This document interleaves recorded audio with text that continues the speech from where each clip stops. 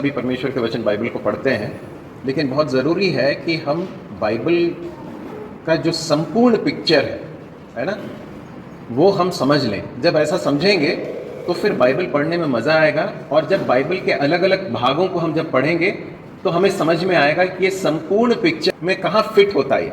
जब हम कहानी की कोई पुस्तक पढ़ते हैं, मान लो उस कहानी, लंबी कहानी, एक 200 पेज की कहानी अगर नॉवेल हम पढ़ते थे, तो उसमें अगर बीच में से हम पढ़ेंगे तो हमें कहानी समझ में आएगी क्या? नहीं आएगी।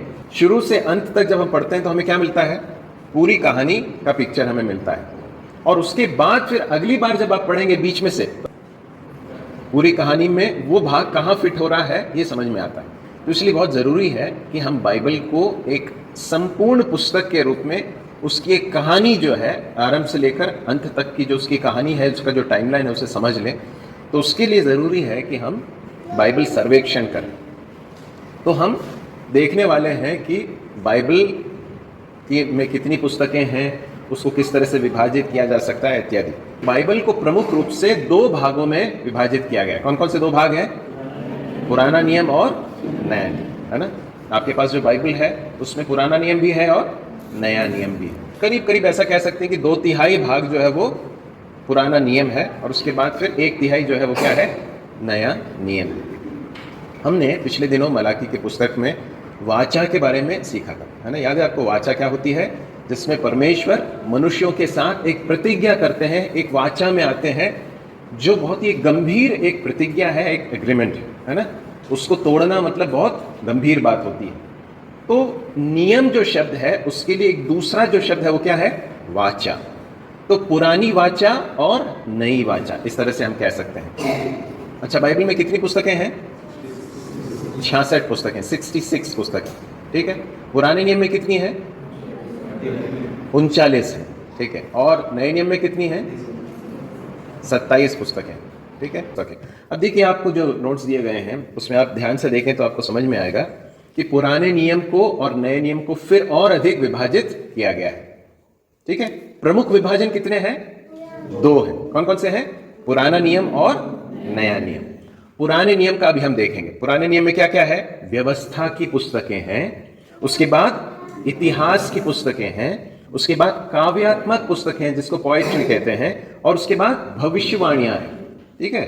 अब नए नियम में आ जाइए। नए नियम में कितने विभाजन हैं? पहले तो सुसमाचार की पुस्तकें हैं, उसके बाद एक इतिहास की पुस्तक है, उसके बाद पत्रियां हैं, और उसके बाद फिर भविष्यवाणियां हैं, ठीक है। अब इस बात को याद रखिए कि जो पुराने नियम में जो सबसे पहला विभाजन है, कौन सा है वो? व्यवस्था की पुस्तकें। और इसी तरह से नए नियम में जो पहला विभाजन है वो कौन सा है? सुसमाचार की पुस्तक। ये क्या मालूम है? ये बुनियादी पुस्तकें हैं। सो कहते हैं जो बुनियाद डाली जाती है, किसी भी बिल्डिंग को जब खड़ा किया जाता है तो क्या होता है? सबसे पहले नींव डाली जाती है, ये नींव है। तो अगर उत्पत्ति से लेकर व्यवस्था विवरण तक की जो पुस्तकें यदि आप उन्हें देखें, 5 पुस्तकें हैं। इन 5 पुस्तकों को आप देखें तो आप ऐसा समझ सकते हैं कि ये बुनियादी पुस्तकें हैं, इसके आधार पर कहानी आगे बढ़ती है। आप लोग सब हैं साथ में?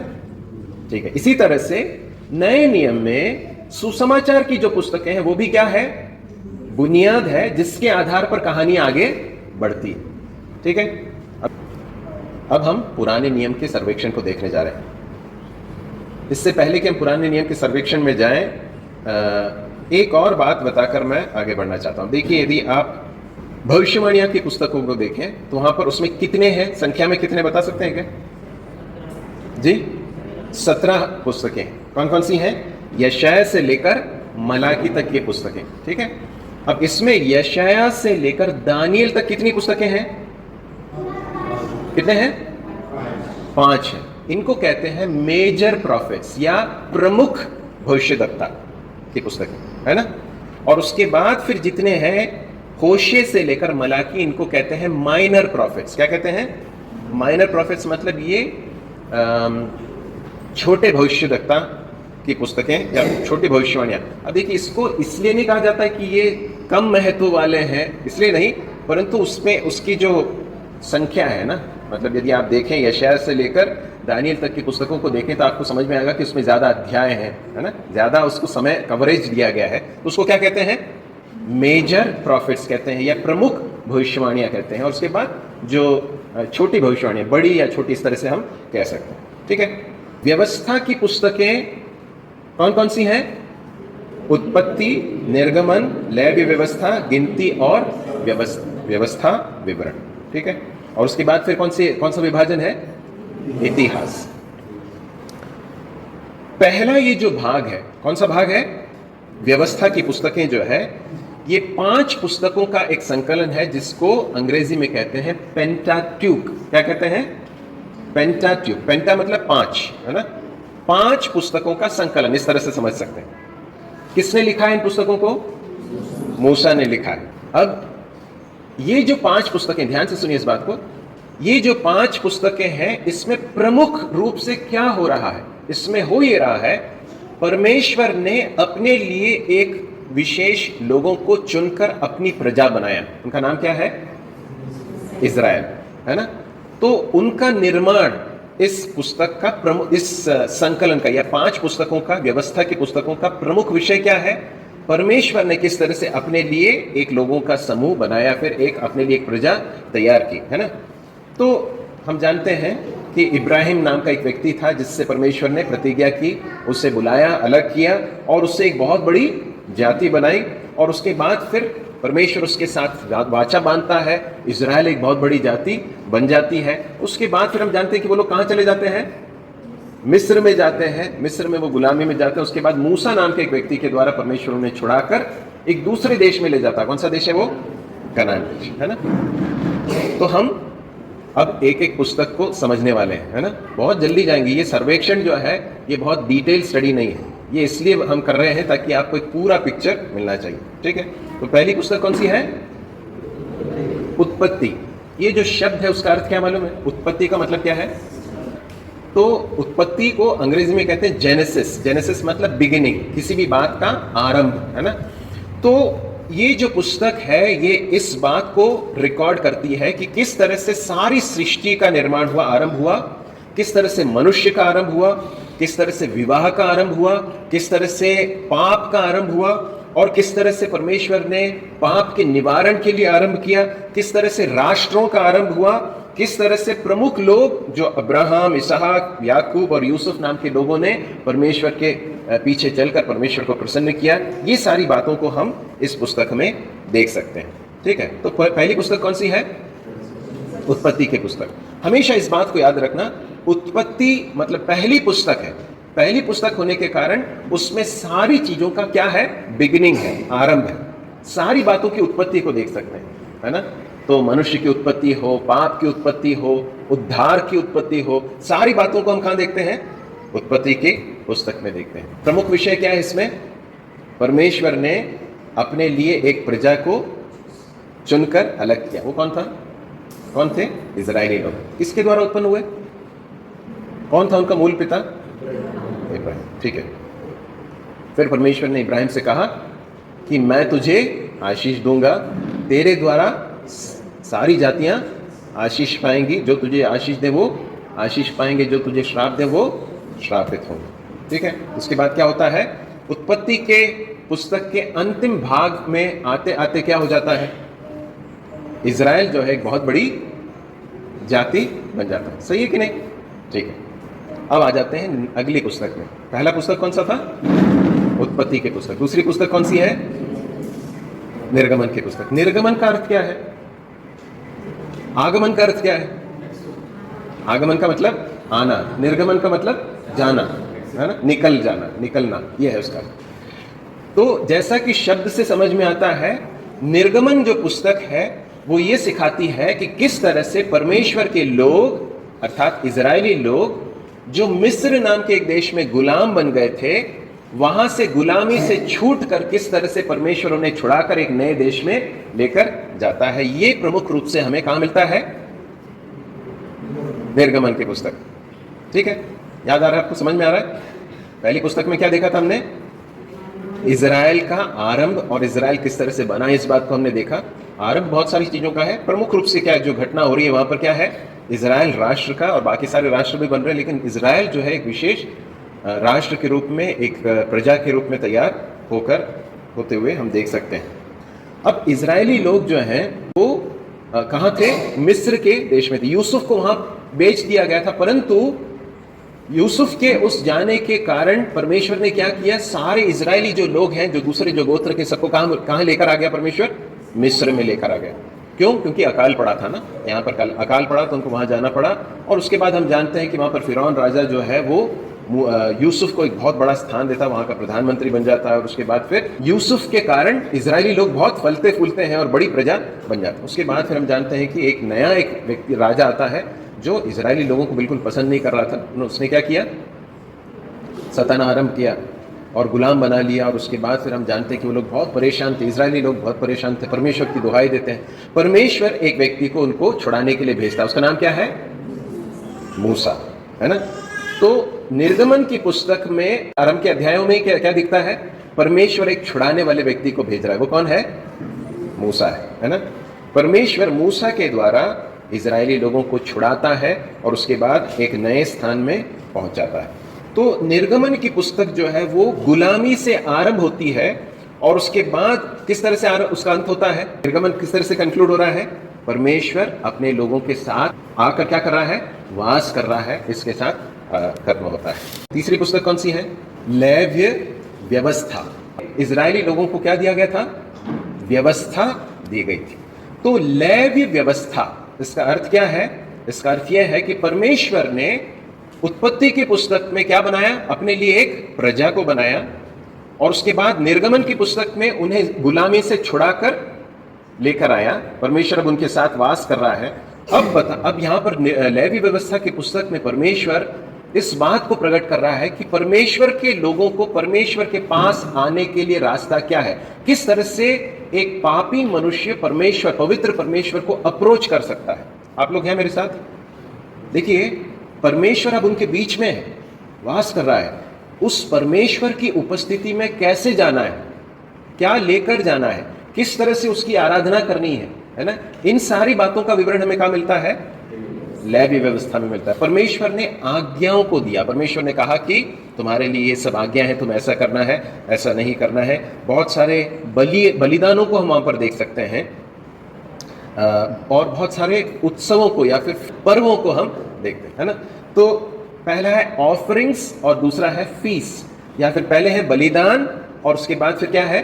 पर्व। कितने बलिदान होते थे आप जानते हैं? 5 बलिदान। होम बलि, अन्न बलि, फिर मेल बलि, फिर पाप बलिदान, है ना, पाप बलि, और उसके बाद ट्रेसपास ऑफरिंग, जिसको क्या कहते हैं? अपराध के लिए जो बलिदान दिए जाते हैं ना। तो 5 तरह के बलिदान। अब इस बात को समझिए कि परमेश्वर ने ये सब निर्देश क्यों दिए, ये व्यवस्था क्यों दी? ताकि वो इस बात को समझ सकें कि पापी मनुष्य, सीधे सीधे मनुष्य परमेश्वर के पास जा नहीं सकता है। और इसलिए आप जानते हैं वहां पर परमेश्वर ने बहुत स्पष्ट निर्देश दिए थे कि कौन कौन से क्षेत्रों में कौन कौन जा सकता है। तो ये पूरा जो ये तंबू है जो खड़ा किया गया था और उसको बार अलग अलग स्थानों पर वे लोग ले जाते थे, उसके द्वारा परमेश्वर इजरायली लोगों को बताना क्या चाहता था? कि मैं पवित्र हूं। परमेश्वर क्या बताना चाहते थे? मैं पवित्र हूं और तुम पाप के साथ मेरे पास आ नहीं सकते। जो लेवी व्यवस्था की पुस्तक है वो क्या प्रकट कर रही है प्रमुख रूप से? कि मनुष्य, पापी मनुष्य पवित्र परमेश्वर को अप्रोच नहीं कर सकता। यदि करना है तो उसके लिए कुछ बलिदान देना होगा। बिना लहू के प्रायश्चित संभव नहीं है। बलिदान देना जरूरी है, तभी परमेश्वर के पास जाया जा सकता है। इसके अलावा हम 7 पर्वों को वहां पर देख सकते हैं। पहला है फसह का पर्व, दूसरा है अखमीरी रोटी का पर्व, उसके बाद पहले फल का पर्व, उसके बाद पेंतीकुस्त का पर्व, और उसके बाद फिर तुरहियों का पर्व, और लास्ट में तंबुओं का पर्व। ये सारे पर्व भी जो है परमेश्वर ने जो दिए वो आने वाली सच्चाई को स्मरण दिलाते थे, है ना। अब आप फिर से आ जाइए उत्पत्ति की पुस्तक में। उत्पत्ति की पुस्तक में क्या हुआ? आरंभ हुआ और उसके बाद एक प्रजा का गठन हो रहा है। परमेश्वर अपने लिए एक प्रजा को बना रहा है। निर्गमन में क्या देख रहे हैं? वे लोग बंधुआई से छुड़ाए जा रहे हैं। उसके बाद क्या कर रहा है? परमेश्वर इस बात को बता रहा है कि तुम मेरी आराधना किस तरह से करोगे। तो हमने 3 पुस्तकें देखनी है। कौन कौन सी हैं? उत्पत्ति की पुस्तक, निर्गमन की पुस्तक और लेवी व्यवस्था की पुस्तक। अगली पुस्तक कौन सी है? गिनती। इसको ऐसा क्यों कहा जाता है गिनती की पुस्तक? क्योंकि गिनती हुई थी उसमें। कितनी बार हुई मालूम है? 2 बार हुई। एक तो पहले, इस पुस्तक के पहले हम देखते हैं, और उसके बाद फिर प्रवेश करने से, कनान में प्रवेश करने से पहले एक और बार गिनती हुई। ये जो 2 गिनतियां हुई, इसके बीच में कुछ हुआ था क्या? बहुत सारे लोग मर गए थे। क्यों मर गए? क्योंकि उन्होंने परमेश्वर के प्रति विद्रोह किया, परमेश्वर की बात नहीं मानी, और इसलिए परमेश्वर ने उन्हें कनान देश में जाने से मना कर दिया। परमेश्वर ने उनको वहां प्रवेश करने नहीं दिया। गिनती की पुस्तक जो है वो 40 वर्षों तक इजरायली लोगों ने उस मरुभूमि में जो यात्रा की, उसमें जो भटकते रहे, उसका एक चित्रण, उसका एक वर्णन है। ठीक है, गिनती की पुस्तक में। और उसमें उस 40 वर्ष के दौरान जो बातें हुई उसका विवरण हम वहां पर देख सकते हैं। अगली पुस्तक कौन सी है? व्यवस्था विवरण। जैसा कि नाम से हमें समझ में आता है, व्यवस्था जो दी गई थी उसको फिर से दोहराया गया या उसका विवरण दिया गया, इसलिए उसको व्यवस्था विवरण कहा जाता है। तो ये जो पुस्तक है मूसा के जीवन के अंतिम दिनों में घटी हुई बातें हैं, है ना। मूसा अब मरने वाला है, मरने से पहले इजराइल के जो लोग हैं कनान देश में प्रवेश कर रहे हैं, इससे पहले मूसा एक लंबा चौड़ा भाषण उनको दे रहा है, और उसमें उन व्यवस्था की बातों को फिर से दोहराकर उन्हें याद दिला रहा है। ठीक है, इससे पहले कि तुम उस कनान के देश में जाओ, तुम याद रखना कि पिछले 40 वर्षों में क्या कुछ हुआ है, परमेश्वर ने क्या क्या आज्ञाएं दी थी, तुमने किस तरह से किया, तुम्हारे बाप दादों ने क्या किया, उसके कारण क्या हुआ, उसका परिणाम क्या हुआ। इसलिए वो बता रहा है अब तुम प्रवेश करने जा रहे हो, तुम्हारा आचरण कैसा होना चाहिए, वहां जाकर क्या करना। तुम एक ऐसे देश में जा रहे हो जो जहां पर दूध और मधु की धाराएं बहती हैं, जिसे परमेश्वर खुद सींचता है, बहुत फलवंत देश है। वहां पर जब जाओगे तो ये मत सोचना कि हमने अपनी मेहनत से यहां पर प्रवेश किया। क्यों आ गए हो? क्योंकि परमेश्वर ने तुम पर बड़ी दया की, इसलिए तुम नम्र रहना, परमेश्वर पर भरोसा करना, परमेश्वर पर विश्वास करना, उसकी बातों को मानना, उसको छोड़ और किसी बात की आराधना नहीं करना। इस तरह से बहुत सारी बातों को बताकर स्मरण दिलाने वाली एक पुस्तक है व्यवस्था विवरण की पुस्तक। अब अगले विभाजन में आते हैं। अब अपने नोट्स को देखिए, नोट्स हैं सामने, वो डिवीजन है आपके सामने ना। हाँ, उसमें अगला कौन सा विभाजन है? इतिहास की पुस्तकें, है ना। अब ध्यान से सुनिए, इतिहास की जो पुस्तकें हैं उसमें प्रमुख रूप से ये बताया गया है कि जो बनकर तैयार हुई जो प्रजा है, उन्होंने किस तरह से आचरण किया। अब देखिए, नए नियम में आ जाइए। नए नियम में पहली 4 पुस्तकों में क्या देखते हैं हम? सुसमाचार की पुस्तक। कौन कौन सी है? उसमें क्या बताया गया? प्रभु यीशु मसीह ने क्या किया, प्रभु यीशु मसीह के जीवन के बारे में, प्रभु यीशु मसीह ने जो सिखाया, उनके आश्चर्य कर्म, उनकी शिक्षा, उनका बलिदान, उनका पुनरुत्थान, उनका स्वर्गारोहण, ये सब कहाँ लिखा गया है? सुसमाचार के पुस्तकों में। अब मुझे बताइए, प्रेरितों की पुस्तक में क्या लिखा है? कि जिन्होंने विश्वास किया था उन्होंने किस तरह से उस विश्वास को जिया, किस तरह से उन्होंने आचरण किया। ये है ना, प्रेरितों के काम की पुस्तक में यही पढ़ते हैं।